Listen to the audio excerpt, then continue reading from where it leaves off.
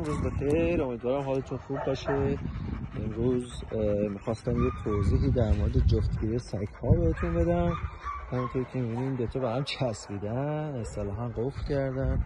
اتفاقی که میفته زمانی که سگ ماده آماده میشه، سیکل و دوران فحلیشو داره میگذرونه، انتهای زمان خونریزیش دیگه تقریبا آماده است برای جفتگیری و توی اون تایم که تقریبا میشه گفت سالی 2 بار هست این اتفاق برای ماده ها میفته و تمایل به جفتگیری به سگ نر نشون میده و همونطور که میبینین بعد از اینکه نر سوار ماده میشه و اصطلاحا قفل میکنن، از روی ماده پایین میاد و به همینجوری تا مدت زمانی میچسبن. این زمان تایمی هست که به هیچ شما نباید سعی کنید که سگتون از همدیگه جدا بکنید، چون به آلت تناسلی هر دوتا ممکنه آسیب برسونید و داستان از این قراره که تا زمانی که نر کاملا ارضا نشه و اسپرما رو داخل رحم ماده نریزه، این عمل به همین ترتیب ادامه پیدا میکنه.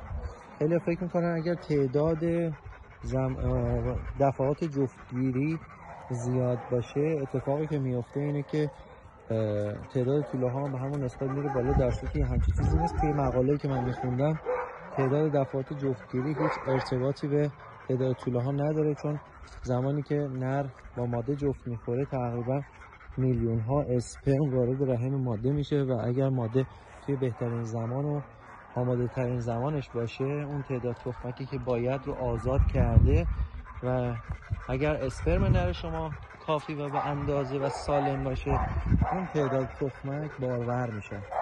پس اینو در نظر داشته باشید. تعداد دفعات جفتگیری هیچ ربطی به تعداد توله ها نداره. البته اینو خدمتتون عرض بکنم توی اون چند روزی که ماده آماده هست، اون تعداد تخمک آزاد میشه و ممکنه اون انتهای سیکل ماده کاملا تمام تخمک ها آزاد شده باشه، ولی معمولا توی مجموعه ما 1 بار الی 2 بار بیشتر این اتفاق نمیفته و احتمال بارور شدن ماده حتی اگر 100 بار هم جفت بزنیم بیشتر از بچه ها 94% نخواهد شد. معمولا بین 93 تا 94% احتمال جفتگیری و بارداری برای ماده وجود داره. این کلیپ رو گفتم بگیرم براتون، چون خیلی ها میخواستن بدونن که علت چسبیدن سگ ها توی خیابون یا خیلی از جاها چی هست.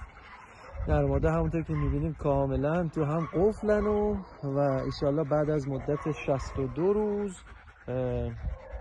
ماده وضع حمل میکنه.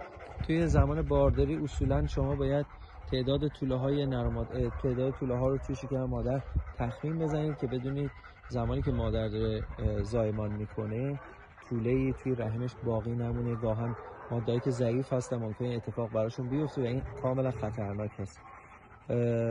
اگر مطلبی یا نکته جامون دوستان توی کامنت میتونن توضیح بدن. ممنون و متشکر. روز خوبی داشته باشین. خدا نگهدار.